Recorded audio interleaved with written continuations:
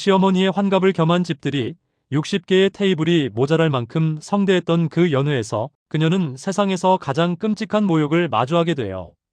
고의로 아주 정확하게 자신의 어머니만 초대 명단에서 누락시킨 그 교활한 의도를 깨달았을 때 그녀의 손은 망설임 없이 그 모든 허영을 지탱하던 6장의 블랙카드를 향했어요. 이것은 한순간의 분노가 아닌 오랫동안 골마왔던 상처의 마지막 절규였어요. 고급스러운 자줏빛 투피스를 말끔하게 차려입은 시어머니 김미숙 여사의 얼굴에는 노골적인 환심을 사려는 미소가 가득했어요. 그녀는 한 올의 흐트러짐도 없는 머리를 한 채 다정하게 서연의 팔짱을 꼈죠. 그녀의 목소리는 주변의 명품으로 휘감은 친척들에게 들릴 만큼 적당히 컸어요. 이 수입 카페트의 감촉이며 저 눈부신 샹들리에며 모두 서연 덕분에 박씨 가문이 이런 호사를 누리는 것이라며 그녀는 칭찬을 아끼지 않았어요.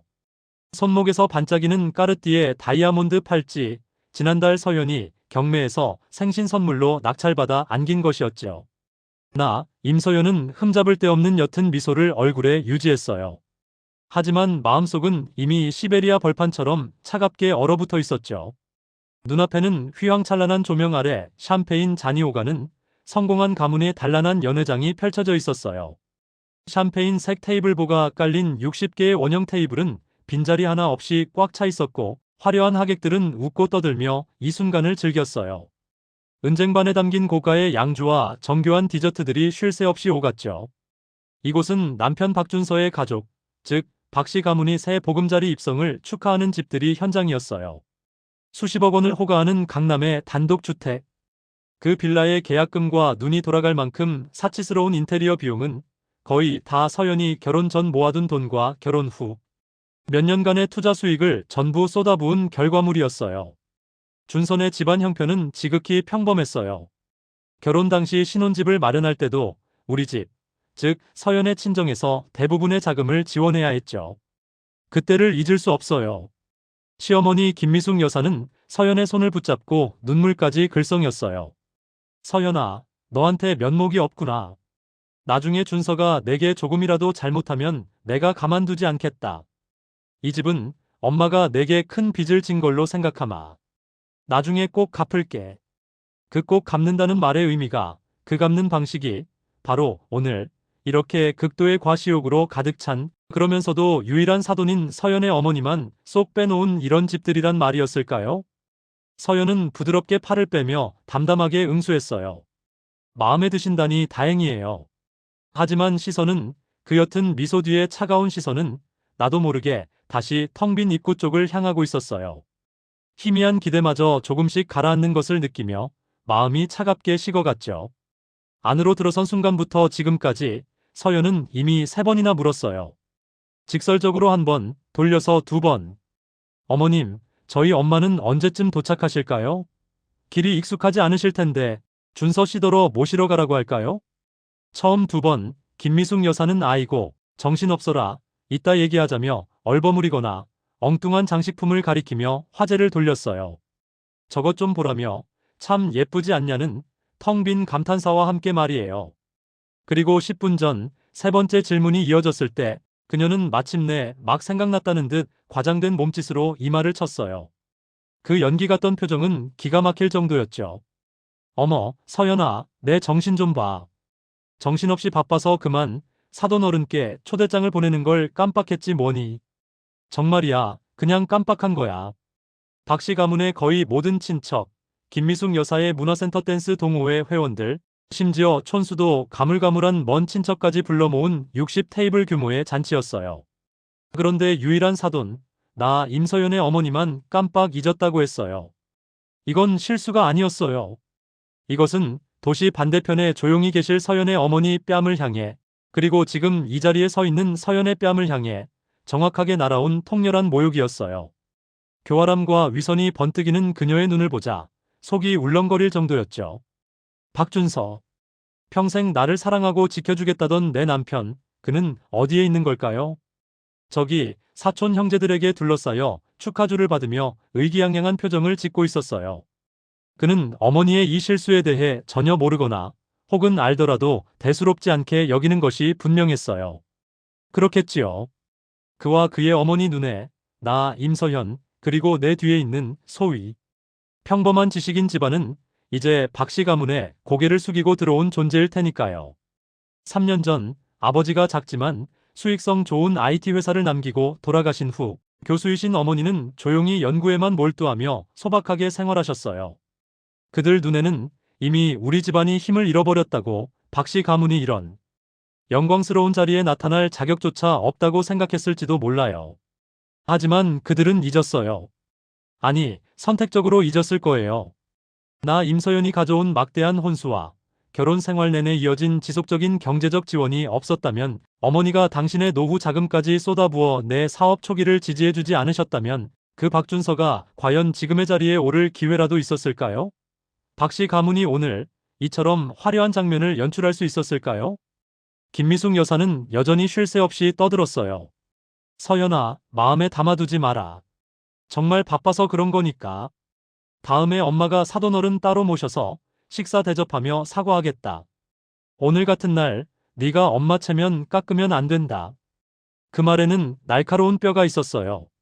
오늘 나는 박씨 가문의 며느리이자 이 잔치의 여주인공 중 한 명이라는 사실. 그러니 대국적인 관점에서 행동하라는 미묘한 협박과 경고가 담겨 있었죠. 대국. 서연에게 대국이란 나를 낳고 기르신 어머니가 이따위 경멸과 모욕을 받아서는 안 된다는 것이었어요. 분노가 용암처럼 가슴속에서 들끓었어요. 이성의 끈을 무너뜨릴 기세였죠. 하지만 서연은 억지로, 정말 억지로 자신을 진정시켰어요. 심지어 얼굴에 더 깊은 미소를 지어 보였죠. 그 미소는 그러나 눈가에는 닿지 않았어요. 괜찮아요, 어머님. 뭘 그런 걸 가지고 그러세요. 식사 한 끼일 뿐인데요. 우리 엄마는 아마 신경 안 쓰실 거예요. 정말 아무렇지 않다는 듯 가볍게 흘려보내는 말투였어요. 김미숙 여사는 눈에 띄게 안도하며 다시 환한 미소를 지었어요. 그녀가 무슨 말을 더 하려 했지만 서연은 더 이상 그녀를 보지 않았어요. 우아하게 몸을 돌려 핸드백에서 휴대폰을 꺼내 들었어요. 평소에 쓰는 폰이 아닌, 외관은 평범하지만 보안이 철저한 업무용 폰이었죠. 손끝은 얼음장처럼 차가웠지만 동작은 무서울 정도로 안정적이었어요. 지문, 비밀번호, 홍채의 3중 인증을 거쳐 특정 은행의 VIP 앱을 열었어요. 간결한 인터페이스 화면에 6장의 카드 상태가 나란히 표시되었어요. 모두 한도가 수억 원대인 최상급 블랙카드였죠. 이 6장의 카드는 지난 몇 년간 서연이 쌓아 올린 부의 상징이자 박씨 가문의 이 허영 가득한 삶을 지탱하는 혈액과도 같았어요. 편의를 위해 서연은 김미숙 여사에게 가족 카드를 만들어 주었어요. 명목은 급할 때 쓰시고 좋아하시는 것도 사시라는 것이었지만 실제로는 남편 체면을 봐서 표면적인 화목을 유지하려는 수단에 불과했죠. 그녀는 서연의 기대를 저버리지 않았어요. 지난 몇 년간 명품 가방부터 보석, 심지어 가난한 친척들의 계산까지 대신해주며 이 카드를 자신의 개인 금고처럼 여겼어요. 예전에는 가정의 화목을 위해 돈 좀 쓰는 건 괜찮다고 그렇게 생각하며 눈 감아 주었어요. 준서도 늘 서연을 달랬죠. 자기야, 어머니가 평생 고생하셨으니 이제 좀 누리시는 것도 당연하지. 우리 그 정도는 괜찮잖아. 그래요, 괜찮았어요. 그래서 그들의 위장을 키웠고 배짱도 키웠어요. 내 마지막 자존심을, 내 어머니의 자존심을 마음대로 짓밟아도 된다고 생각하게 만들었어요. 오늘 서연은 자신의 자존심을 건드리면 어떤 대가를 치러야 하는지 똑똑히 보여줄 참이었어요. 손가락이 화면 위를 빠르게 움직여 6장의 카드를 모두 선택했어요. 화면에 떠오른 분실 신고, 사용 정지 버튼이 섬뜩할 정도로 붉었어요. 바로 그때였어요. 어느새 사촌들 사이에서 빠져나온 준서가 술잔을 들고 다가왔어요. 뭘 그렇게 비밀스럽게 보냐며 그의 얼굴에는 취기와 만족감이 가득했어요. 그가 서연의 허리를 감싸려 하자 몸을 살짝 비켜 그의 시선을 마주했어요. 서연의 눈빛이 분명 얼음장 같았을 거예요. 그의 얼굴에서 미소가 굳어졌죠. 아무것도 아니에요. 서연은 나지막이 말하며 확인 버튼 위에 손가락을 멈췄어요. 사소한 일 좀 처리하느라고요. 김미숙 여사도 서연의 손에 들린 휴대폰을 의아하게 쳐다보며 다가왔어요. 바로 그 순간 서연의 손가락이 힘껏 화면을 눌렀어요. 사용 정지. 확인. 화면에 확인창이 다시 떴어요. 예. 거의 느껴지지 않는 찰나의 지연 후 6장의 카드 상태가 정상에서 선명한 사용 정지로 바뀌었어요. 전 과정은 불과 몇 초. 시끌벅적한 연회장 안에서는 아무 일도 일어나지 않은 듯 모든 것이 조용했어요. 하지만 서연은 알았어요. 이 순간부터 어떤 것들은 완전히 달라졌다는 것을요. 준서가 미간을 찌푸리며 마침내 서연의 이상함을 눈치챈 듯 했어요. 왜 그러냐며 안색이 안 좋다고요. 김미숙 여사도 가식적인 걱정을 늘어놓았어요. 피곤한 거냐며 잠시 휴게실 가서 앉아있다 오라고요. 서연은 그들을 바라보았어요. 갑자기 모든 것이 지독한 아이러니로 느껴졌어요. 나의 가장 가까운 가족이라는 이 두 사람. 한 명은 둔감하고 무감각하며 다른 한 명은 위선적이고 잔인해요. 그들은 서연이 가져다준 부와 명예를 공유하면서 동시에 서연의 감정과 서연의 가장 소중한 가족을 철저히 무시하고 있었어요. 괜찮아요. 서연은 휴대폰을 집어넣고 다시 얼굴에 미소를 띄었어요. 방금 전보다 훨씬 더 밝고 아름다운 미소였죠. 오늘 같이 좋은 날 기뻐해야죠. 어머님, 준서 씨, 저쪽 이모님들께 인사 좀 드리고 올게요. 샴페인 잔을 들고 하객들 사이로 걸어갔어요. 그들과 담소를 나누고 안부를 묻는 모습은 너무나 자연스러웠어요. 방금 박씨 가문의 경제적 생명줄을 순식간에 끊어버린 사람이 나. 임서연이라고는 아무도 상상하지 못할 것이었죠. 연애 분위기는 김미숙 여사와 박준서의 열띤 노력 아래 점점 더 뜨거워졌어요. 발렌타인 30년산과 돈 페리뇽이 물처럼 소비되었고 값비싼 요리들이 차례로 테이블에 올랐어요. 특히 김미숙 여사는 흥분을 감추지 못하고 계속해서 더 비싼 술을 주문하며 친척들에게 마음껏 먹고 마시라고 외쳐댔어요. 마치 태어날 때부터 재벌가 사모님이었던 것처럼 모두의 주목을 즐기고 있었죠. 서연은 차가운 눈으로 그 모습을 지켜보며 계속해서 치솟는 계산서를 마음속으로 셈했어요. 8천만 원은 좋게 넘을 것이었어요. 이 5성급 호텔의 연회 서비스와 주문한 주류 수준을 생각하면 60 테이블에 8천만 원은 절대 무리가 아니었죠. 좋아요. 8천만 원짜리 연극의 클라이맥스가 곧 시작되겠구나. 서연은 심지어 조금 기대가 되었어요. 연회가 끝나고 김미숙 여사가 그 엄청난 청구서를 받아들었을 때 그녀가 그토록 의지하던 모든 카드가 그저 무용지물인 플라스틱 조각으로 변했다는 것을 알게 되면 그 곱게 관리된 얼굴에 어떤 표정이 나타날까요? 그녀는 오늘 아침 가벼운 깜빡했다는 말 한마디로 어떻게 우리 엄마를 문전박대했는지 기억해낼까요? 어떤 깜빡함은 자신이 감당할 수 없는 대가를 치러야 한다는 것을 깨닫게 될까요? 연회는 거의 3시간 동안 계속되다 마침내 끝을 향해 달려갔어요. 하객들은 배불리 먹고 마신 후 하나둘씩 자리를 떴어요. 김미숙 여사와 박준서는 입구에 서서 환한 얼굴로 손님들을 배웅하며 온갖 아첨과 칭찬을 받았어요. 서연은 연회장 구석 소파에 앉아 우아하게 홍차를 마시며 가장 인내심 있는 관객처럼 그 모습을 지켜봤어요. 대부분의 하객이 떠나고 정리하는 호텔 직원들과 박씨 가문에 가까운 친척 몇 명만 남았어요. 소란이 잦아든 연회장은 유난히 휑하고 어수선해 보였죠. 바로 그때 단정한 정장 차림에 직업적인 미소를 띤 중년의 호텔 연회부 지배인이 두툼한 가죽 폴더를 들고 친척들에게 빌라 인테리어에 얼마를 썼는지 자랑하느라 여념이 없는 김미숙 여사에게 다가왔어요. 박 사모님, 안녕하십니까? 오늘 연회 비용 청구서입니다. 확인 부탁드립니다. 문제 없으시면 서명해 주시면 바로 결제 도와드리겠습니다. 지배인의 목소리는 크지 않았지만 조용해진 연회장 안에서 유난히 선명하게 들렸어요. 한창 신나게 자랑하던 김미숙 여사는 말이 끊기자 약간 불쾌한 표정을 지었지만 여전히 안주인의 위엄을 유지하며 폴더를 건네받았어요. 아이고, 수고 많으셨어요. 오늘 서비스 아주 좋았어요. 그녀는 무심하게 청구서를 넘겨보다가 맨 아래 총금액에 시선이 닿았어요. 다음 순간 그녀의 얼굴에서 의기양양한 미소가 순식간에 얼어붙었어요. 마치 누가 목을 조른 것처럼 눈이 휘둥그레지며 그 숫자를 믿을 수 없다는 듯이 뚫어져라 쳐다봤어요. 총액 8,237만 8천원. 82378000. 그녀의 안색은 붉은기에서 새하얗게 변했고 청구서를 쥔 손이 미세하게 떨리기 시작했어요. 이게 어떻게 이렇게 많이 나올 수가? 그녀의 목소리가 변한 채 비명처럼 터져 나왔어요.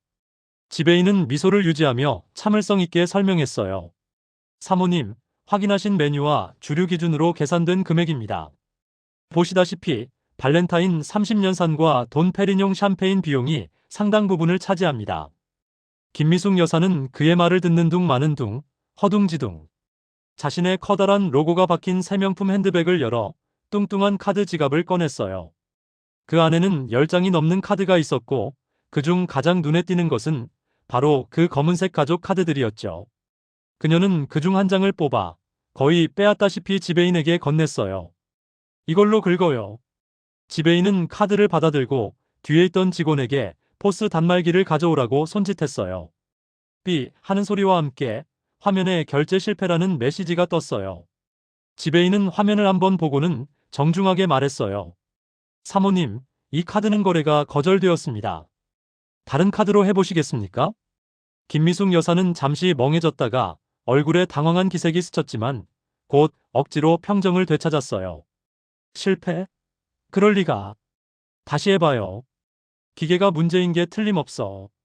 다시 시도했지만 결과는 같았어요. 이걸로. 그녀는 다른 블랙카드를 꺼내 들었어요. 다시 실패. 이건 실패. 김미숙 여사는 미친 사람처럼 지갑에 있는 카드를 하나씩 모두 시도했어요.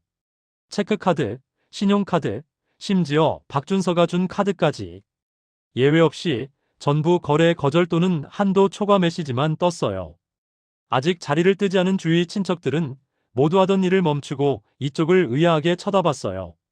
박준서도 뭔가 잘못됐음을 느끼고 다가왔죠. 어머니, 왜 그러세요? 결제가 안 돼. 카드, 전부 다 안 된다고. 김미숙 여사의 목소리는 울음 섞인 믿을 수 없다는 듯한 날카로움을 띠고 있었어요. 그녀는 갑자기 고개를 들어 독이 든 칼날 같은 시선으로 조용히 소파에 앉아있던 서연을 쏘아보았어요. 그녀는 마침내 무언가 깨달은 듯 했어요. 그녀는 손에 든 쓸모없는 플라스틱 카드들을 내던지고 모든 것을 잃은 도박꾼처럼 비틀거리며 서연의 앞으로 달려왔어요. 극도의 분노와 공포로 그녀의 얼굴은 흉하게 일그러져 있었죠. 그녀는 서연의 코앞에 손가락질하며 온 힘을 다해 소리쳤어요. 임서연, 너지? 내가 한 짓이지. 네가 무슨 자격으로 내 카드를 막아?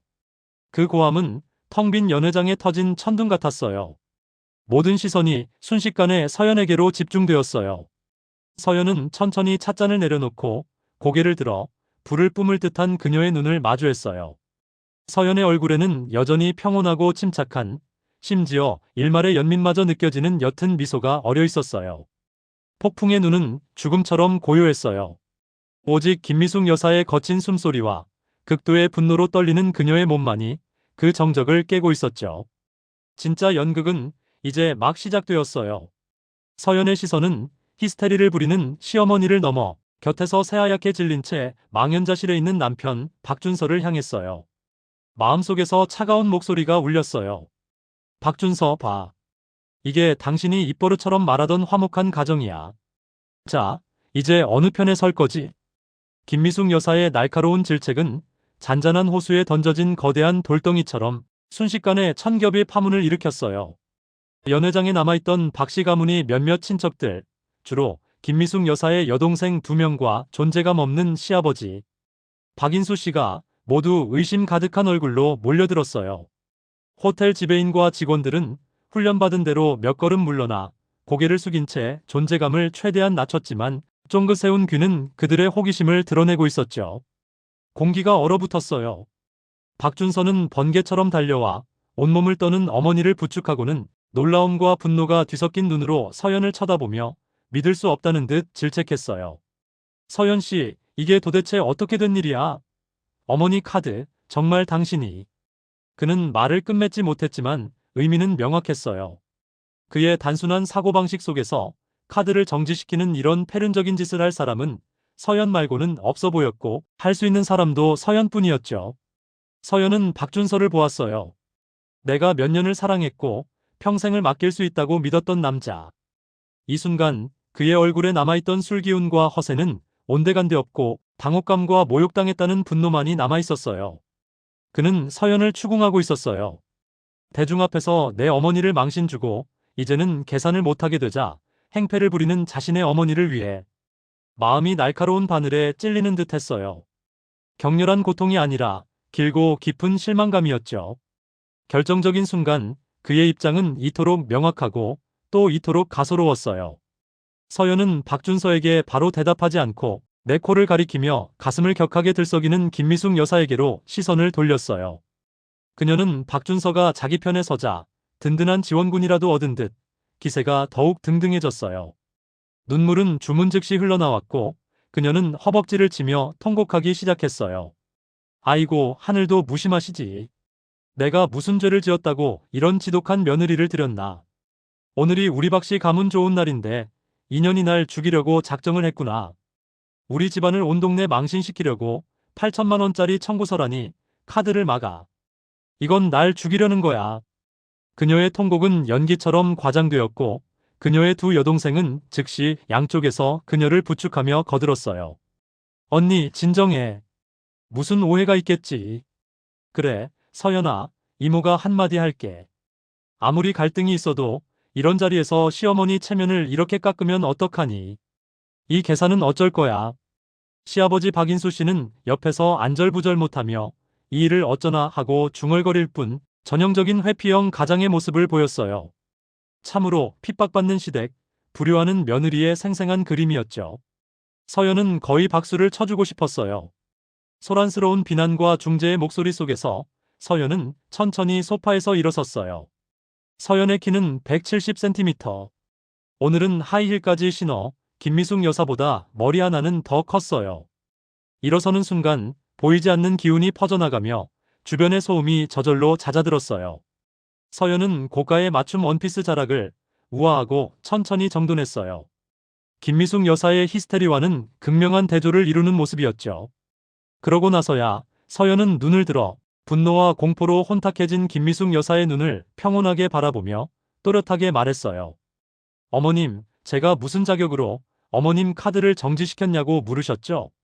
서연은 잠시 말을 멈추고 각기 다른 표정을 짓고 있는 사람들의 얼굴을 하나씩 훑어본 뒤 김미숙 여사에게 시선을 고정했어요. 제 자격으로요. 한 글자 한 글자, 목소리는 크지 않았지만 망치처럼 모두의 심장을 내리쳤어요. 그 6장의 카드, 주 카드는 모두 제 명의로 되어 있습니다.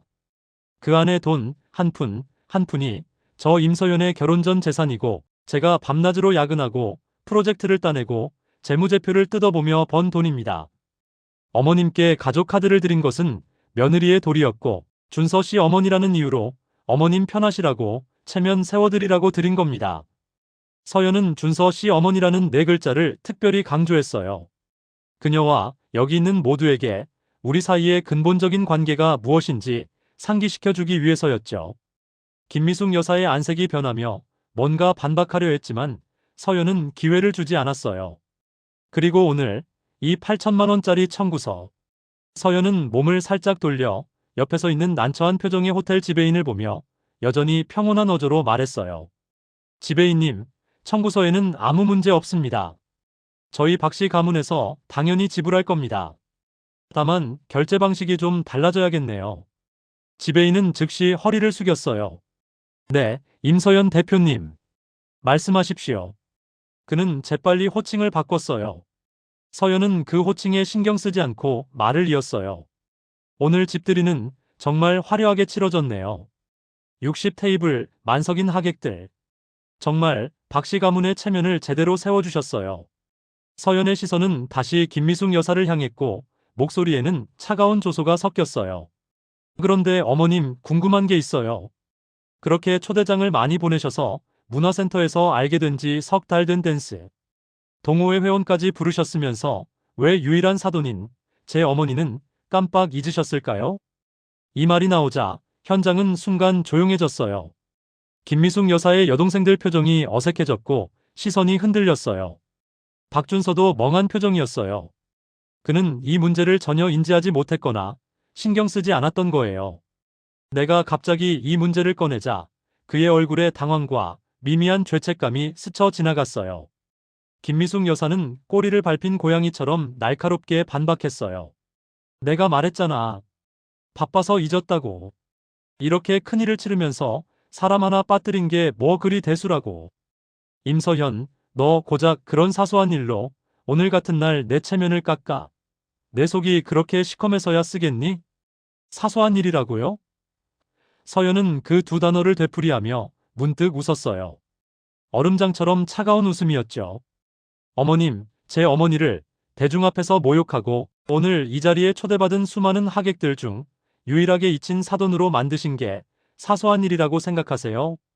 서연은 한 걸음 앞으로 다가가 김미숙 여사를 압박했어요. 목소리는 여전히 낮게 조절했지만 그 압박감에 그녀는 저도 모르게 반걸음 뒤로 물러섰어요. 그럼 제가 알려드리죠. 저 임서연에게 우리 엄마의 체면은 하늘보다 더 큽니다. 오늘 어머님이 연출하신 그 깜빡했다는 연극, 결국 하고 싶었던 말은 이거 아닌가요? 이제 당신네 박씨 가문은 출세했고 우리 임씨 집안, 저 가난한 교수인 우리 엄마는 더 이상 당신들과 한 상에서 밥 먹을 자격도 없다는 거. 잊으셨나 본데 애초에 우리 집안에 도움이 없었다면 우리 엄마가 노후 자금을 꺼내 준서 시 사업을 지원하지 않았다면 당신네 박씨 가문이 오늘 이 8천만 원짜리 체면을 차릴 수 있었을까요? 어머님은 제 돈을 당연하다는 듯 쓰면서 재벌 사모님 행세를 하고 한편으로는 저를 낳고 기르신 어머니를 마음속 깊이 무시하고 계셨죠. 김미숙 여사님, 세상의 모든 이득을 혼자 다 차지할 수는 없는 겁니다. 서연은 단숨에 말을 쏟아냈고 가슴이 가볍게 들썩였어요. 이 말들은 너무 오랫동안 서연의 마음속에 쌓여 있었어요. 아버지가 돌아가신 후 김미숙 여사의 태도는 나날이 미묘해졌고 말 속에 경멸이 묻어나는 일이 잦았어요. 하지만 서연은 항상 조용히 넘어가려 했고 박준서의 입장을 생각하며 참고 또 참았어요. 나의 인내는 결국 그녀의 만행을 부추기는 결과만 나왔죠. 김미숙 여사는 서연의 말에 아무 대꾸도 못하고 얼굴이 불그락푸르락해졌어요. 그저 서연을 가리키며 너 하다가 다시 새로운 통곡을 시작했어요. 세상에 세상에. 며느리가 시어머니 코앞에서 욕을 하네. 박준서, 내 마누라가 네 엄마를 이렇게 쥐잡듯 하는데 보고만 있을 거냐? 이 쓸모없는 놈아. 박준서는 그 사이에 끼어 안색이 극도로 나빠졌어요. 그는 마침내 문제의 심각성이 단순히 8천만 원짜리 청구서에 있지 않고 자기 어머니가 내 어머니에게 가한 의도적인 모욕에 있음을 깨달은 듯 했어요. 그는 중재를 시도했어요. 서연 씨, 어머니, 두 분 다 그만하세요. 지금 중요한 건 이 계산을 어떻게 하냐는 거예요. 다들 쳐다보잖아요. 할 얘기는 집에 가서 합시다. 그는 다시 서연을 보며 애원하듯 말했어요. 서연 씨, 어머니가 잘못한 거 알아. 내가 어머니 대신 사과할게. 장모님께도 사과드릴게. 하지만 오늘은 일단 이 계산부터 좀 해줘. 당신 카드 문제 없잖아. 제발 부탁이야. 우리 집안이 온 동네 웃음거리가 되게 하지는 말아줘. 사태를 수습하려 하면서도 여전히 문제의 본질을 흐리려는 그의 모습을 보자 서연의 마음속 실망감은 극에 달했어요. 이 순간까지도 그는 박씨 가문의 체면, 내가 대국적으로 이 구멍을 메워주길 바라고 있었어요. 내가, 우리 엄마가 고의로 초대받지 못했다는 사실을 알았을 때 어떤 심정이었을지 그는 생각해 본 적이 있을까요? 그는 진정으로 내 입장에서 내 어머니가 받았을 상처를 헤아려 본 적이 있을까요? 박준서 씨. 서연은 그를 보았어요. 눈에 남아있던 마지막 온기마저 사라졌죠. 당신은 이게 지금 돈 문제로만 보여요? 서연은 김미숙 여사가 바닥에 내던진 이제는 무용지물이 된 카드들을 가리켰어요. 저 카드들 제가 정지시켰고 다시 열어줄 생각 없어요. 오늘의 청구서는 박씨 가문이 과실을 위해 벌인 잔치니 박씨 가문이 해결해야죠. 누가 잔치를 열었고 누가 손님을 초대했고 누가 그 비싼 술들을 주문했는지 그 사람이 책임져야죠. 서연은 잠시 말을 멈추고 한 글자 힘주어 말했어요. 이 돈, 저 임서연은 단 1원도 내지 않을 겁니다. 말을 마친 서연은 더 이상 그 누구도 쳐다보지 않고 핸드백을 챙겨 연회장 입구로 향했어요. 임서연, 거기 안 서. 김미숙 여사가 뒤에서 처절한 비명을 질렀어요. 서연 씨, 어디가? 박준서도 다급해져 서연을 잡으려 했어요. 서연은 걸음을 멈췄지만 돌아보지는 않았어요. 그저 차갑게 한마디 던졌을 뿐이에요. 박준서 씨, 아직 우리가 부부라고 생각한다면 지금 당장 나랑 같이 가요. 그게 아니라면 거기 남아서 당신, 어머니의 그 사소한 8천만 원짜리 문제를 어떻게 해결할지 잘 생각해 보고요. 그러고 나서 서연은 등을 굳게 펴고 하이힐을 신은 채 등 뒤로 쏟아지는 죽음 같은 침묵과 믿을 수 없다는 시선들을 뒤로하고 한 걸음 한 걸음 단호하게 이 역겨운 잔치 현장을 떠났어요. 복도의 화려한 조명이 서연의 고독하지만 결연한 뒷모습을 비추고 있었어요.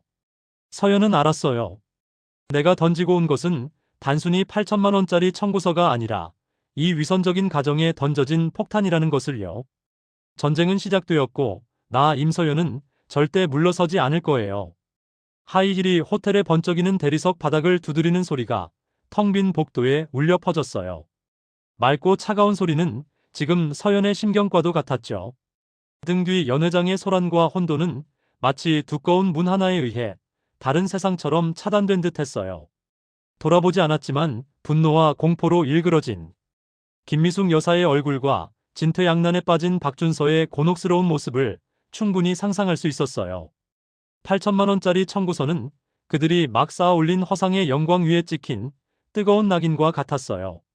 그 맛이 결코 달콤하지는 않을 거예요. 호텔 로비에 이르자 초가을의 서늘함이 섞인 밤바람이 얼굴에 와 닿았어요. 술기운과 위선적인 온기가 섞인 공기가 흩어졌죠. 서연은 심호흡을 했어요. 차가운 공기가 폐부 깊숙이 들어오자 들끓던 속이 조금 가라앉았어요. 대표님, 차 대기시켜 놓았습니다. 도어맨이 공손하게 서연의 흰색 포르쉐를 몰고 왔어요. 이 차는 서연의 회사 첫 대형 프로젝트의 성과금으로 산 것이었어요. 당시 박준서 연봉의 몇 배에 달하는 금액이었죠. 그는 아이처럼 기뻐하며 서연을 끌어안고 말했어요. 자기야, 정말 대단하다. 앞으로 나 자기만 믿고 살게. 세월이 흘러 믿고 사는 것은 사실이 되었지만 어떤 이들은 그 풍족함이 누구로부터 왔는지 잊어버린 듯 했어요. 운전석에 앉아 차문을 닫자 세상이 순식간에 조용해졌어요. 고급스러운 내부, 가죽 시트의 감촉도 마음 깊은 곳에서 스며 나오는 한기를 몰아내지 못했어요. 서연은 바로 시동을 걸지 않고 창밖으로 펼쳐진 화려한 도시의 야경을 조용히 바라보았어요. 휴대폰이 미친 듯이 진동하기 시작했어요. 보지 않아도 누구인지 알 수 있었어요. 박준서, 김미숙 여사. 어쩌면 박씨 가문의 중재자를 자처하는 친척들일 거예요. 서연은 바로 무음으로 설정하고 휴대폰을 조수석에 던져두었어요. 화면이 번쩍이며 이름들을 비추다 이내 어두워지기를 반복했어요. 마치 소리 없는 조급한 무언 같았죠. 지금은 어떤 해명도 애원도 비난도 듣고 싶지 않았어요. 그 어떤 말도 오늘 우리 엄마가 받은 모욕을 되돌릴 수는 없어요. 엄마를 생각하자 가슴이 철렁 내려앉았어요. 지금쯤 무엇을 하고 계실까? 잠자리에 드셨을까? 혹시 다른 경로를 통해 오늘 박씨 가문의 성대한 집들이 소식을 들으셨을까? 왜 자신만 초대받지 못했는지 의아해하시지 않을까? 총명하고 예민하신 분이 그 안에 담긴 의도적인 냉대를 어찌 모르실까? 엄마는 늘 강하고 체면을 중시하는 분이었어요. 아버지가 돌아가신 후에는 모든 사랑과 관심을 서연에게 쏟으셨어요. 서연에게 무언가를 요구하신 적이 없었고 오히려 시댁에서 예의 바르게 행동하고 시부모님께 효도하며 걱정 끼쳐드리지 말라고 늘 당부하셨죠. 만약 오늘 이 모욕적인 사건을 아신다면 얼마나 마음 아파하실까? 또 나를 곤란하게 하지 않기 위해 어떻게 그 상처를 묵묵히 삼키실까? 눈물이 예고 없이 차올라 시야를 흐렸어요. 서연은 눈을 세게 깜빡이며 고개를 들어 눈물이 흐르지 않도록 했어요. 우는 것은 아무것도 해결해주지 못해요. 연회장에서 사용 정지 버튼을 누른 순간부터 서연은 박준서와 그리고 박씨 가문과 다시는 예전으로 돌아갈 수 없음을 알았어요. 눈물은 약한 자의 상징이에요. 지금의 나는 그 어느 때보다 강해야만 해요. 엔진 시동을 걸자 스포츠카가 낮은 괴음을 냈어요. 서연은 엑셀을 밟아 밤의 차량 행렬에 합류했어요. 나와 박준서의 이른바 우리 집으로는 가지 않았어요. 그곳 역시 서연이 대부분의 자금을 대서 마련한 도심의 고급 주상복합 아파트였어요. 그곳은 우리의 공동생활 흔적으로 가득했지만 이제 모든 가구, 모든 구석이 위선의 먼지로 뒤덮인 것 같았어요. 서연은 도시 반대편에 있는 한 고급 오피스텔로 차를 몰았어요. 이곳은 결혼 전 서연의 돈으로 몰래 사둔 곳으로 박준서조차 모르는 공간이었어요. 당시에는 그저 누구에게도 방해받지 않는 나만의 공간을 갖고 싶다는 단순한 생각이었는데 오늘 이곳이 나의 피난처 혹은 전략적 후방 기지가 될 줄은 몰랐어요. 정기적으로 관리인이 청소하는 오피스텔은 먼지 하나 없이 깨끗했어요. 인테리어는 내가 좋아하는 미니멀한 북유럽 스타일로 차가운 색조에 불필요한 장식은 전혀 없었어요. 따뜻함을 위해 온갖 잡동사니로 가득했던 준서와의 집과는 완전히 달랐어요. 여기에는 오직 나의 흔적만이 존재했어요. 하이힐을 벗고 차가운 바닥을 맨발로 밟았어요. 얼음물을 한 잔 따라 거대한 통유리창 앞에 서서 도시의 불빛을 내려다보았어요. 거대한 고독감이 밀려왔지만 이상하게도 두렵지 않았어요. 오히려 전례 없는 맑은 정신과 단호함이 느껴졌어요. 휴대폰 화면은 여전히 집요하게 켜졌다 꺼지기를 반복했어요. 박준서의 부재중 전화는 이미 20통을 넘었고 뒤이어 김미숙 여사와 심지어 그 순박한 시아버지 박인수 씨의 번호까지 섞여 있었어요. 호텔 문제는 아직 해결되지 않은 모양이에요. 겉보기엔 화려하지만 실제로는 현금 흐름이 빡빡하고 대부분의 자금이 새 빌라와 사업에 묶여있는 박씨 가문에게 8천만 원은 결코 작은 돈이 아니었어요. 특히 나의 무제한 카드로 모든 것을 해결하는데 익숙해진 그들에게는 더욱 그랬을 거예요. 카카오톡을 열자 예상대로 박준서의 메시지가 폭탄처럼 쏟아져 들어왔어요. 서연아, 어디야? 전화 좀 받아. 자기야, 내가 잘못했어. 어머니가 장모님 초대 안 한 거 정말 몰랐어. 믿어줘. 서연아, 그만 좀 해. 호텔에서 결제하라고 난리야. 어머니는 거의 쓰러지기 직전이라고. 일단 돈 좀 보내서 계산부터 하게 해줘. 응? 부탁이야. 무슨 일이든 집에 와서 얘기하자. 내가 네 남편이잖아. 꼭 이렇게 내 체면을 깎아야겠어? 임서현. 정말 이렇게까지 해야겠어? 우리 엄마라고. 처음에 조급한 사과에서 나중에는 비난과 도덕적 협박으로 변하는 메시지는 그의 혼란스럽고 솔직한 내면을 그대로 드러냈어요. 그는 끝까지 문제의 핵심이 무엇인지 이해하지 못하거나 이해하고 싶지 않은 거예요. 그는 이것이 단지 돈 문제, 내가 잠시 감정적으로 행동하는 것이라고 생각했어요. 서연은 단 한 통도 답장하지 않았어요. 손가락을 움직여 내가 즐겨찾기에 추가해 놓았지만 오랫동안 제대로 대화하지 못했던 프로필 사진, 엄마를 찾았어요. 잠시 망설이다 영상 통화를 걸었어요. 전화는 2번 울리고 바로 연결되었어요. 화면에 엄마의 온화한 얼굴이 나타났어요. 엄마는 돋보기 안경을 쓴 채 서재에 계셨고 책상 위에는 책이 펼쳐져 있었어요. 조금 놀라신 듯 했지만 그보다 걱정이 더 커 보였어요. 서연아, 이렇게 늦게 웬일이니? 집들이는 끝났어? 오늘 재밌었니? 엄마의 목소리는 여느 때처럼 평온했고 조금의 이상함도 느껴지지 않았어요. 하지만 서연의 마음은 바늘에 찔린 듯 아팠어요. 엄마는 역시 모르시는구나. 아니, 모르는 척 하시는 거구나. 서연은 억지로 미소를 지으며 최대한 밝은 목소리로 말했어요. 네, 끝났어요. 별로 재미없어서 먼저 빠져나왔어요. 엄마는 뭐 하고 계셨어요? 아직 안 주무시고. 책 좀 보다가 이제 자려고. 너도 그런 자리 너무 많이 다니지 마라. 피곤하기만 하지. 엄마는 서연의 얼굴을 자세히 보더니 미간을 살짝 찌푸렸어요. 서연아, 안색이 안 좋다. 피곤하니? 준서는 같이 안 있고. 그 사람은 처리할 일이 좀 남아서요. 서연은 엄마가 걱정하실까봐 얼버무렸어요. 그냥 엄마 보고 싶어서 전화했어요. 요즘 건강은 어떠세요? 혈압약은 잘 챙겨 드시고요. 난 괜찮아. 내 걱정 말고 너나 잘 챙겨. 엄마는 미소 지었고 눈에는 자유로움이 가득했어요. 참, 며칠 뒤에 네가 좋아하는 새우만두 빚을 건데 좀 갖다 줄게. 아무렇지 않은 듯 웃으시는 엄마의 모습을 보니 코끝이 찡해져 하마터면 울음을 터뜨릴 뻔했어요. 엄마가 이렇게 아무렇지 않게 행동하실수록 마음속 깊이 숨겨두셨을 실망감이 더 크게 느껴졌어요. 분명 무언가 짐작하셨을 텐데 나를 곤란하게 하지 않으려고 한마디도 꺼내지 않으시는 거예요. 네. 고마워요, 엄마. 제가 며칠 뒤에 찾아뵐게요. 엄마가 힘들게 오지 마세요. 시간도 늦었는데 어서 주무세요. 그래, 너도 일찍 쉬어라. 운전 조심하고. 전화를 끊자마자 서연은 마침내 참았던 눈물을 터뜨렸어요. 하지만 이번 눈물은 억울함 때문이 아니라 엄마를 위해 그리고 나 자신을 위해 정의를 되찾겠다는 결심을 더욱 굳히게 하는 눈물이었어요. 그때 휴대폰이 다시 울렸어요. 또 박준서였어요. 하지만 이번에는 문자가 아닌 음성 메시지였어요. 재생 버튼을 누르자 박준서가 아닌 울음 섞인 그러나 억지로 평정을 가장한 김미숙 여사의 목소리가 흘러나왔어요. 배경은 여전히 호텔인 듯 소란스러웠어요. 서연아, 나 엄마다. 오늘 일은 엄마가 잘못했다. 엄마가 너한테 사과할게. 사돈 어른께도 사과할게. 1000번, 10,000번, 다 엄마 잘못이야. 엄마가 늙어서 정신이 오락가락했다고 생각하고 너그러이 용서해주면 안 되겠니? 이 청구서 말이다.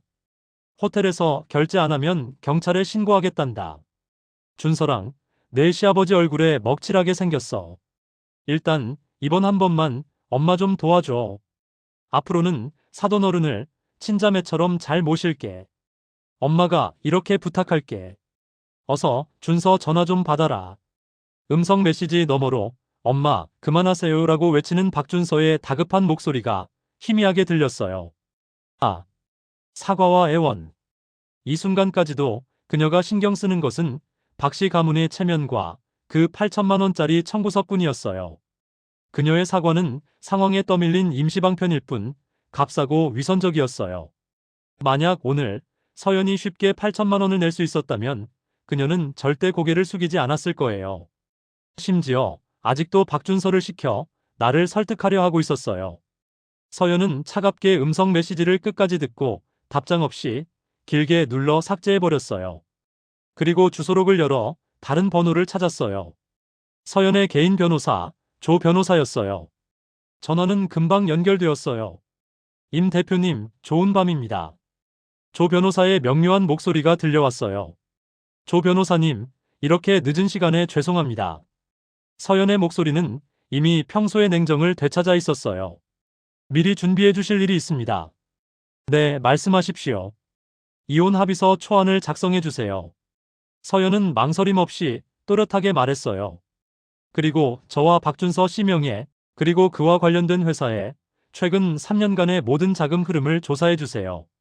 특히 고액이체나 불분명한 지출 내역을요. 시어머니 김미숙 씨 명의로 최근 몇 년간 저희 공동 계좌나 제 개인 계좌에서 고액의 자금이 유입되었는지 중점적으로 확인 부탁드립니다. 전화기 저편에서 몇 초간 침묵이 흘렀어요. 분명 놀랐을 거예요. 하지만 조 변호사는 곧 평정을 되찾았어요. 알겠습니다, 임 대표님. 즉시 착수하겠습니다.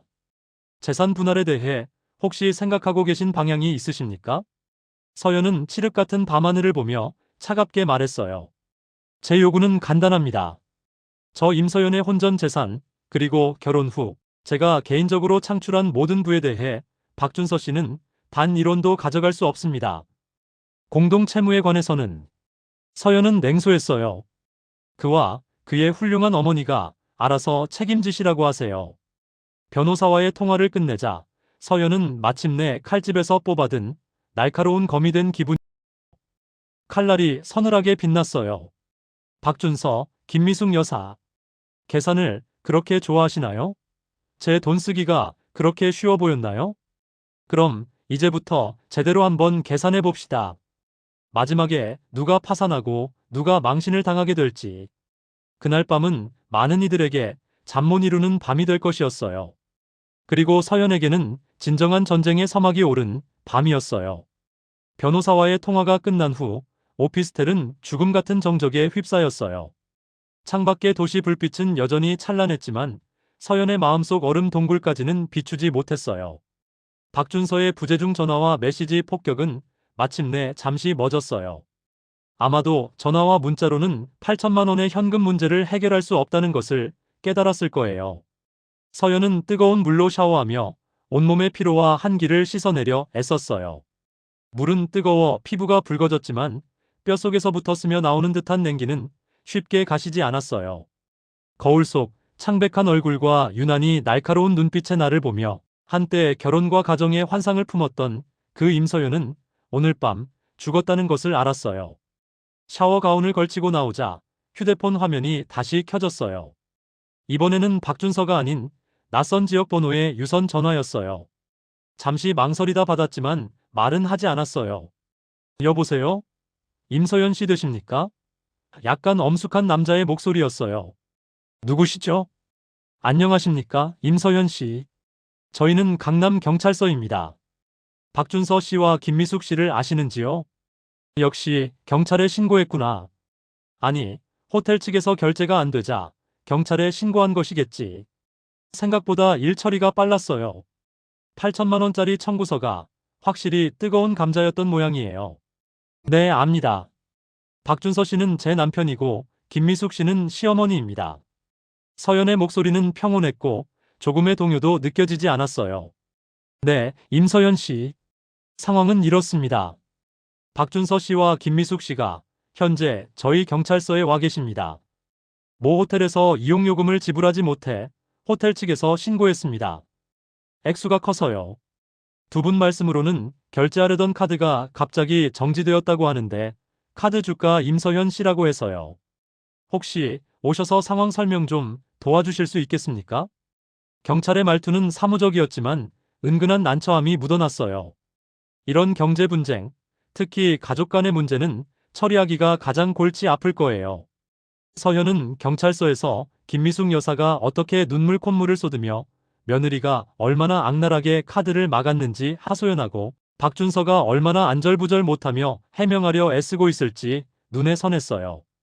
그들은 나를 끌어내 경찰을 통해 압박하려는 건가? 아니면 정말 막다른 골목에 몰린 건가? 서연은 천천히 입을 열었어요. 경찰관님, 우선 문제가 된 카드들은 제 명의가 맞습니다. 제 개인적인 사유로 사용을 정지시켰으며 이는 저의 합법적인 권리입니다.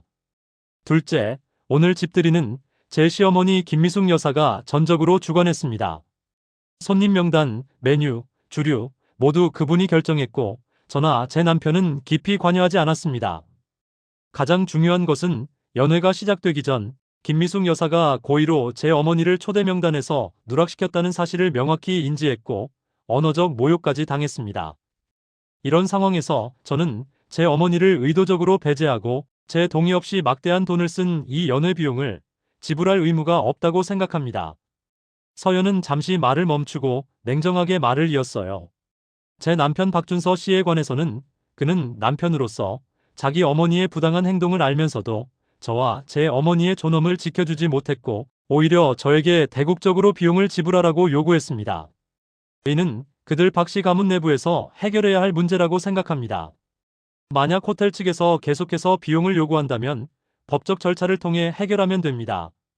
누구의 책임인지는 법원이 판단할 거예요. 제가 지금 그곳으로 가는 것은 저를 공개적으로 망신 주려는 그들의 의도를 만족시켜 줄 뿐 문제 해결에는 아무런 도움이 되지 않습니다. 전화기 저편에서 잠시 침묵이 흘렀어요. 서연의 논리 정연하고 강한 감정이 섞인 진술은 경찰관에게도 이것이 단순한 외상값 문제가 아니라 복잡한 가정 불화가 얽혀 있음을 깨닫게 한 듯했어요. 임서연 씨 상황은 알겠습니다만 그래도 액수가 크고 상대방이 가족이시니. 경찰관님. 서연은 그의 말을 끊었어요. 목소리는 단호했어요. 수고에 감사드립니다. 하지만 오늘 밤 저는 가지 않겠습니다. 만약 그들이 스스로 해결하지 못해 법적 책임을 져야 한다면 그건 그들의 몫입니다. 만약 제 진술이나 카드 정지 증빙이 필요하다면 내일 변호사와 동행하여 경찰서로 가겠습니다. 번거롭게 해드려 죄송합니다. 말을 마친 서연은 바로 전화를 끊었어요. 태도는 간경해야 했어요. 지금 서연이 마음 약해져서 나타난다면 그들의 부당한 요구를 인정하는 꼴이 되고 지금까지의 모든 저항은 물거품이 될 거예요. 김미숙 여사와 박준서는 자신들의 행동에 대한 대가를 반드시 치러야 해요. 그리고 그 대가의 시작은 바로 오늘 밤 경찰서에서의 고초와 망신이에요. 서연은 휴대폰 전원을 껐어요. 세상이 마침내 고요해졌어요. 그날 밤 박준서와 김미숙 여사가 경찰서에서 어떻게 보냈는지 서연은 알지 못해요. 서로를 원망했을까? 아니면 머리를 맞대고 울었을까? 박준서가 마침내 남자답게 돈을 빌리러 다녔을까? 아니면 김미숙 여사가 체면을 구기고 친척들에게 도움을 청했을까? 어떤 경우든 심신이 고달픈 고문이었을 거예요. 그리고 이것은 시작에 불과했어요. 다음 날 아침 동이특이 무섭게 잠에서 깼어요. 아니, 거의 뜬 눈으로 밤을 새웠어요. 머릿속에서는 어젯밤의 장면들이 반복 재생되었고 앞으로의 계획을 세웠죠. 휴대폰을 켜자 수많은 메시지와 부재중 전화 알림이 쏟아져 들어왔어요. 박씨 집안 사람들의 연락은 무시하고 먼저 조 변호사에게 진행을 서둘러 달라는 메시지를 보냈어요. 그리고 회사 비서에게 전화해 이틀간 출근하지 못하며 급한 일은 전화로 연락하라고 알렸죠. 막 지시를 끝낸 참에 초인종이 울렸어요. 현관문 렌즈를 통해 낯익으면서도 낯선 얼굴이 보였어요. 박준서였어요. 그는 문 밖에 서 있었어요. 머리는 헝클어지고 눈가는 퀭했으며 양복은 구겨진 채 피로와 수염으로 가득한 얼굴이었어요. 어제의 의기양양하던 모습은 온데간데 없었죠. 그가 여길 어떻게 찾아왔지? 서연은 순간 경계심이 들었어요. 이 오피스텔은 그에게 말한 적이 없었어요. 미행했나? 아니면 내 다른 등기 정보를 조회했나? 사생활을 침해당했다는 분노가 치밀었어요. 잠시 망설이다 문을 열었어요. 어차피 얼굴을 보고 끝내야 할 이야기가 있었어요. 문이 열리자 박준서는 서연을 보고 순간 복잡한 눈빛을 보였어요. 죄책감, 조급함, 그리고 안도감이 뒤섞여 있었죠. 서연아, 역시 여기 있었구나. 밤새 찾았어. 그의 목소리는 심하게 갈라져 있었어요. 여긴 어떻게 알았어요? 서연은 그를 안으로 들이지 않고 문을 막아선 채 차갑게 물었어요. 박준서는 서연의 냉담함에 잠시 말을 잇지 못하다가 시선을 피하며 말했어요. 저번에 우연히 당신 관리비 고지서를 봤어. 서연아, 일단 들어가서 얘기 좀 하자. 우연히. 서연은 속으로 냉소했어요. 그 역시 나에 대한 경계를 완전히 풀지는 않았던 모양이에요. 서연은 몸을 비켜 그를 안으로 들였어요. 박준서는 거의 비틀거리며 거실로 들어와 소파에 주저앉았어요. 그는 두 손으로 얼굴을 감쌌고 어깨는 축 처져 있었죠. 서연아, 어젯밤에 나와 어머니는 경찰서에서 밤을 샜어. 그의 목소리가 떨렸어요. 나중에는 아버지가 고향 친척들에게 돈을 빌리고 내 차까지 담보로 잡혀서야 겨우 호텔비를 갚았어. 8천만 원의 추가 비용까지. 지금의 박씨 가문에게는 뼈아픈 타격이었을 거예요. 특히 그가 애지중지하던 차까지. 서연은 무표정하게 들으며 마음속에 어떤 동요도 느끼지 않았어요. 자업자득이에요. 서연아, 내가 잘못했어. 박준서는 고개를 들어 충혈된 눈으로 서연을 보았어요. 어머니가 그렇게 하실 줄 몰랐어. 장모님을 초대하지 않은 걸 알았다면 절대 동의하지 않았을 거야. 믿어줘. 또 그 소리. 서연은 맞은편 1인용 소파에 앉아 그와 거리를 두었어요. 박준서 씨. 몰랐다고요? 60 테이블 손님 명단을 당신 어머니 혼자서만 짰을까요? 당신은 한 번도 훑어보지 않았어요? 연회가 시작되고 끝날 때까지 몇 시간 동안 우리 엄마가 안 계신 걸 몰랐다고요? 아니면 알면서도 모른 척 했나요? 우리 엄마가 오든 말든 중요하지 않다고 생각해서. 서연은 연달아 질문을 퍼부었어요. 목소리는 평온했지만 단어 하나하나가 그의 심장을 찔렀어요. 박준서의 얼굴은 더욱 창백해졌어요. 그는 입을 열어 변명하려 했지만 서연의 차가운 시선 아래 결국 힘없이 고개를 숙였어요. 나중에 이상해서 어머니께 한번 여쭤봤어. 어머니가 길이 막혀서 늦으시는 것 같다고 하시더라. 난 손님들 접대하느라 바빠서 더 신경 쓰지 못했어. 그의 목소리는 점점 작아졌고 자신감이 없어 보였어요. 그는 완전히 모르는 것은 아니었어요. 그는 단지 무시하기를 선택했고 박씨 가문의 대국을 우선시했을 뿐이에요. 그의 마음속에서 우리 엄마의 감정은 박씨 가문의 체면보다 훨씬 덜 중요했어요. 박준서 씨. 서연은 그를 보았어요. 마음이 쇠처럼 차가워졌어요. 우리가 결혼한 지 몇 년 동안 나는 당신에게 그리고 당신 집안에 부끄럽지 않게 행동했다고 자부해요. 사업 초기 자금 지원부터 당신의 모든 프로젝트에 대한 자원 연계, 당신 부모님에 대한 물질적 지원까지. 나 임서연이 단 한 번이라도 부족하게 한 적이 있나요? 아니, 서연아, 당신은 잘했어. 우리 집이, 우리 어머니가. 아니요. 서연은 그의 말을 잘랐어요. 문제는 당신 어머니뿐만이 아니에요. 바로 당신이에요. 당신은 남편으로서, 아들로서, 아내와 어머니 사이에 갈등이 생길 때마다 항상 당신 어머니 편에 서거나 문제를 회피했어요.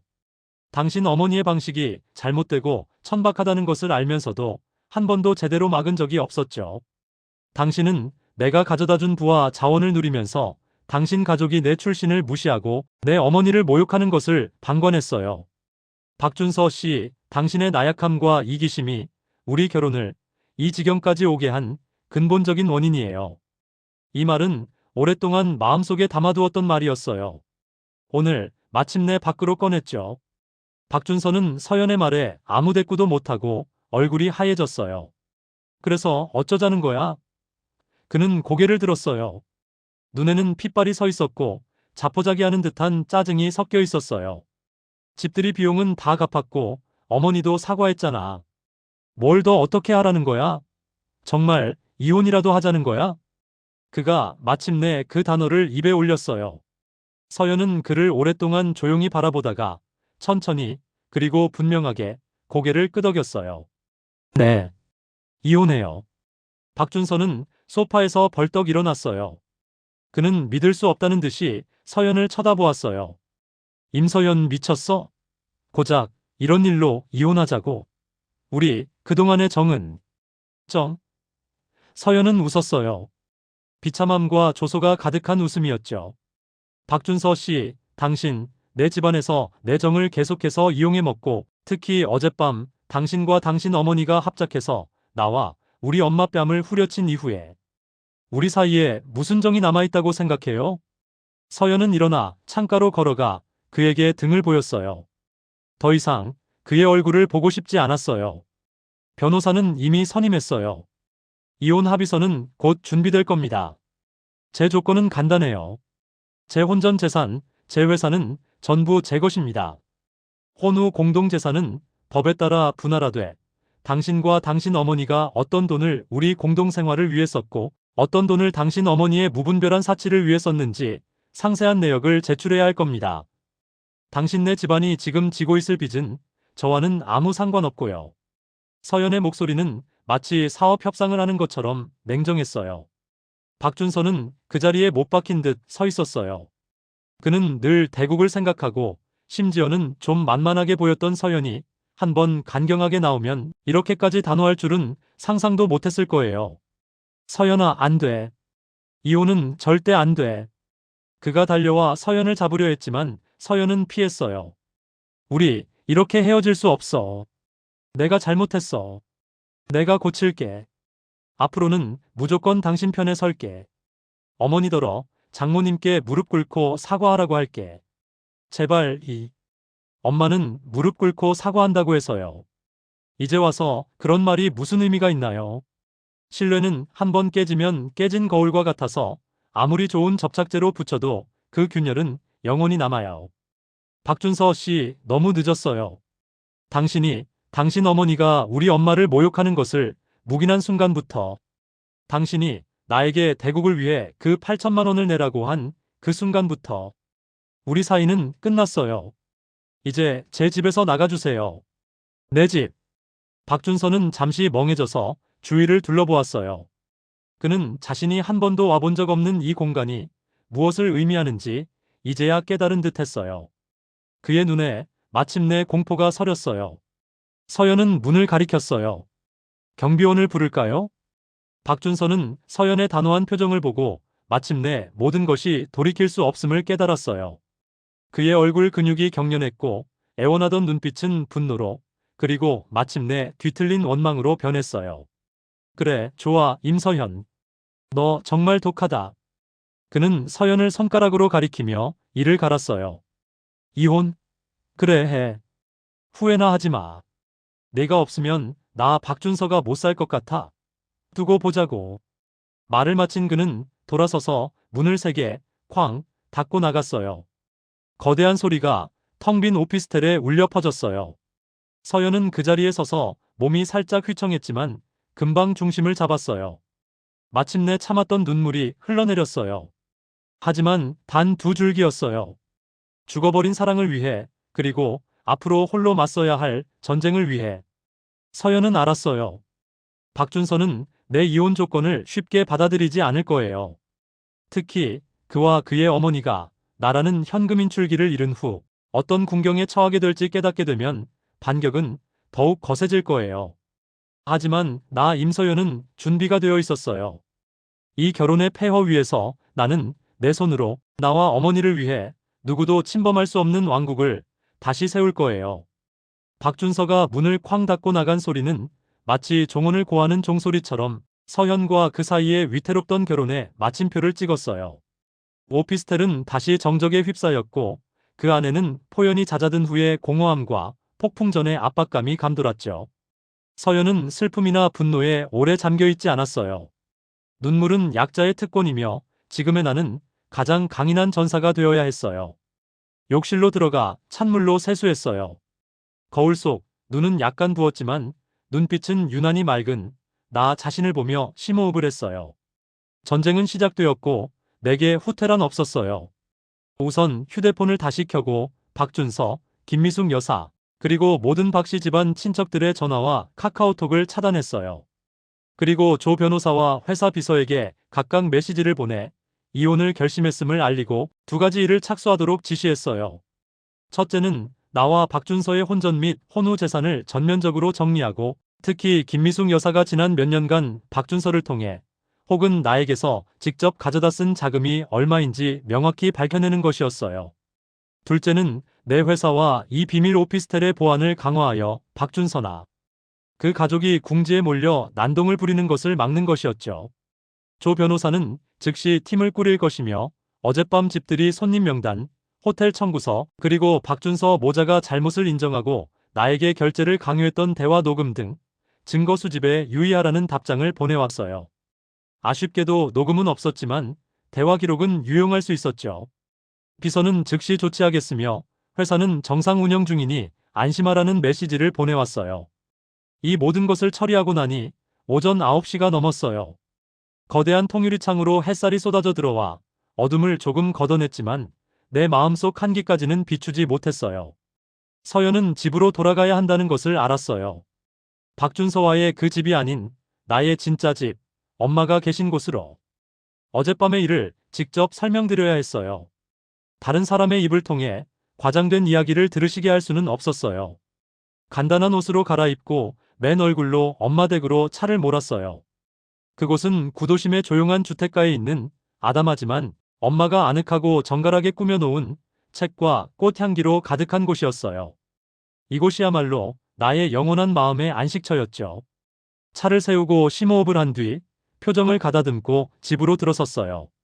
문이 열리자 엄마가 거실 소파에 앉아 돋보기 안경을 쓴 채 책을 들고 계셨지만 시선은 허공을 향해 있었어요. 문 열리는 소리에 고개를 드신 엄마는 나를 보고 놀라시더니 이내 감출 수 없는 걱정을 드러내셨어요. 서연아, 이 시간에 웬일이니? 회사 안 갔어?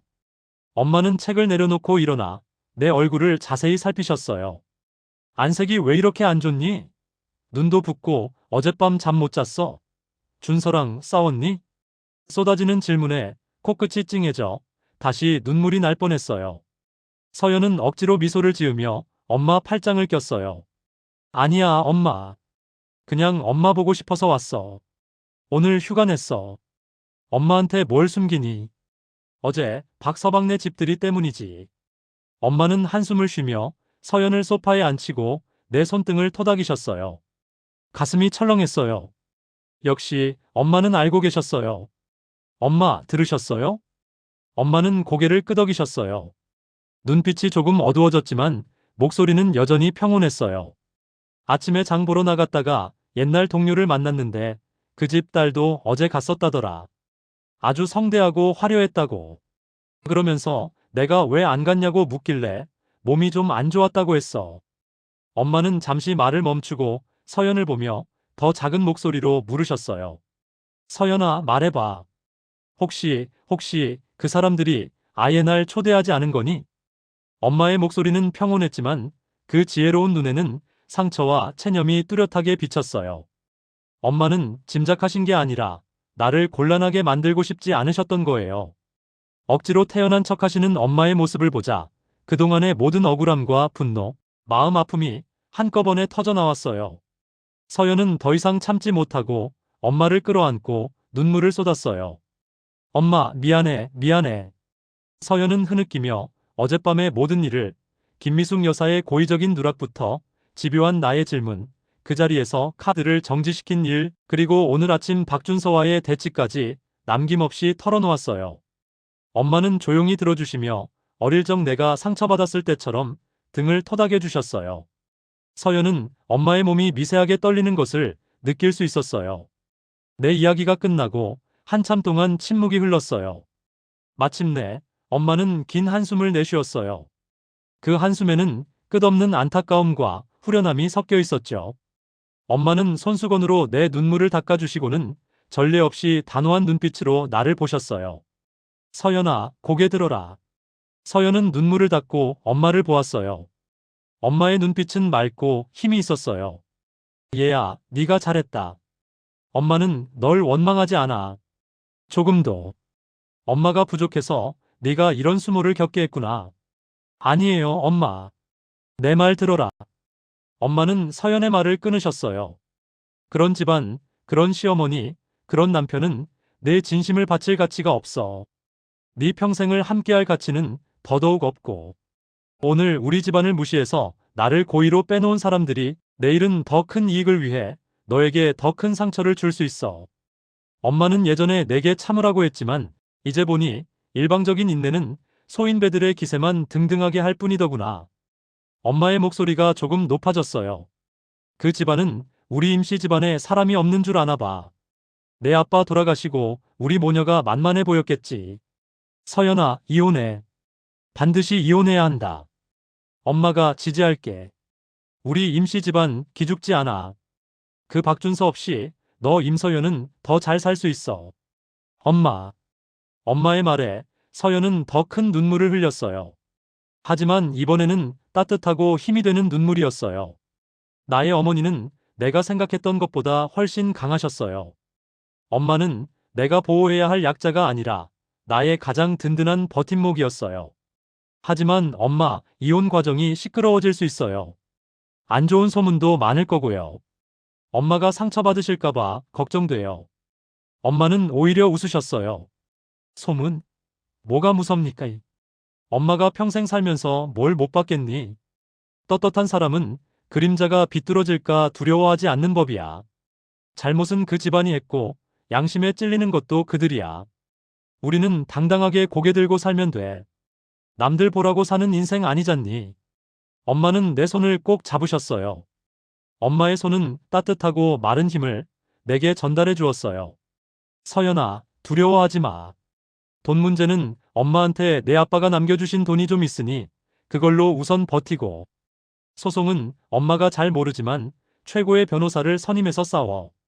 우리 것, 단일원도 그 배은망덕한 사람들에게 넘겨주지 마. 엄마가 이렇게 부탁할게. 어서 준서 전화 좀 받아라. 엄마의 눈에 서린 단호한 빛을 보자 내 마음속 마지막 망설임과 어둠이 완전히 걷혔어요. 그렇다. 나는 혼자가 아니었다.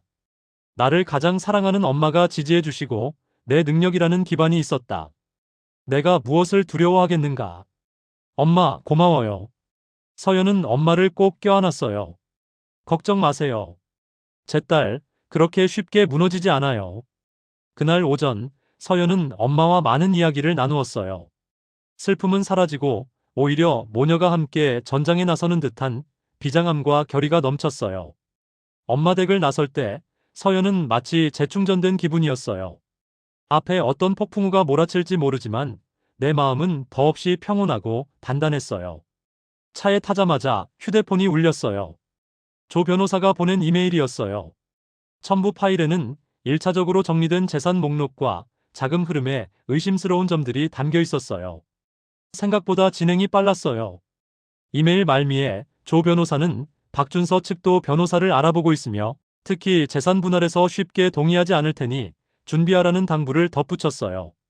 서연은 차갑게 이메일 내용을 훑어보고 휴대폰을 껐어요. 오라, 박준서. 김미숙 여사. 어떤 수작을 쓸지 한번 보자. 이 이혼 전쟁, 나 임서연이 끝까지 상대해주지. 그 후의 시간들은 차갑고도 신속한 폭풍처럼 지나갔어요. 조 변호사 팀의 유능함은 박준서 측의 어설픈 방어를 무너뜨렸어요. 그가 공동재산을 유용하려 한 정황 증거들은 재판까지 갈 필요도 없이 그의 백기를 받아내기에 충분했어요. 그는 자신이 빈손으로 쫓겨날지도 모른다는 공포와 자신의 위법 행위가 드러날지도 모른다는 불안감 사이에서 결국 서연이 처음 제시했던 모든 조건을 수락하는 이혼 합의서에 도장을 찍었어요. 우리는 구청에서 마지막으로 얼굴을 마주했어요. 불과 며칠 전 그 화려한 연회장에서 의기양양하던 박준서는 완전히 망가져 있었어요. 우리는 아무 말 없이 서류에 도장을 찍었어요. 붉은색 혼인 신고서가 회수되고 법적인 남남임을 증명하는 서류가 손에 쥐어졌어요. 10분도 채 걸리지 않은 허무한 마지막이었죠. 구청 문을 나서자 햇살이 눈부시게 쏟아졌어요. 박준서는 도망치듯 허름한 택시를 타고 사라졌어요. 서연은 그 자리에 서서 아직 온기가 남은 서류를 들고 있었어요. 예상했던 환희도 혹은 처절한 슬픔도 없었어요. 거대한 먼지가 가라앉은 후의 공허함, 그리고 무거운 족쇄에서 풀려난 듯한 가벼움이 전부였어요. 서연은 곧장 엄마에게로 달려갔어요. 엄마는 아무것도 묻지 않고 나를 그저 따뜻하게, 아주 따뜻하게 안아주셨어요. 서연은 엄마의 품에서 비로소 안도의 눈물을 흘렸어요. 다 끝났다는 엄마의 낮은 속삭임이 그 어떤 위로보다도 큰 힘이 되었어요. 한 달 후 서연은 그 시끄럽던 강남의 빌라를 팔았어요. 수익금의 일부는 조 변호사 팀의 성공 보수로 지급하고 또 다른 일부는 여성과 아동을 보호하는 재단에 어머니의 이름으로 기부했어요. 남은 돈과 서연의 저축을 합쳐 엄마와 함께 살 아늑하고 예쁜 새 집을 샀어요. 집은 당연히 엄마와 서연의 공동 명의로 했죠. 서연의 회사는 박씨 가문과의 악연을 끊어내자 오히려 더 크게 성장했어요. 어쩌면 서연이 오롯이 일에만 집중할 수 있게 되었기 때문인지도 몰라요. 박준서의 회사는 결국 파산했다는 소식이 들려왔어요. 그의 부모님은 그 화려했던 빌라에서 쫓겨나 시골로 내려가 그날의 잔치 비용과 아들의 사업 빚을 갚으며 힘겹게 살고 있다는 소식이 간간히 들려왔어요. 그들의 소식을 들어도 서연의 마음에는 이제 아무런 파동이 일지 않았어요. 스스로 뿌린 씨앗을 스스로 거둔 것뿐이니까요. 화창한 주말 오후 서연은 엄마와 함께 새 집의 작은 정원에서 꽃을 가꾸고 있었어요. 서연아, 이 장미 좀 봐. 얼마나 예쁘게 피었니? 엄마가 소녀처럼 활짝 웃으셨어요. 그러게요. 내년에는 담장 가득 피겠어요. 서연은 웃으며 엄마에게 물뿌리개를 건넸어요. 따스한 햇살, 흙과 꽃의 향기, 그리고 엄마의 평온한 얼굴. 서연은 전례 없는 평화와 행복을 느꼈어요. 인생은 어쩌면 이 정원의 꽃과 같은 것일지도 몰라요. 비바람을 맞고 때로는 짓밟힐 수도 있지만 뿌리가 튼튼하고 햇살을 향해 있다면 다시 피어나 더 찬란한 꽃을 피울 수 있다는 것을요. 멀리서 아이들의 웃음소리가 들려오고 부드러운 바람이 불어왔어요. 나 임서연의 새로운 인생이 진짜로 시작되고 있었어요. 60개의 테이블에서 시작된 그 차가운 폭풍은 마침내 내 인생의 앨범 속에서 다시는 펼쳐볼 필요 없는 낡은 사진 한 장이 되었어요.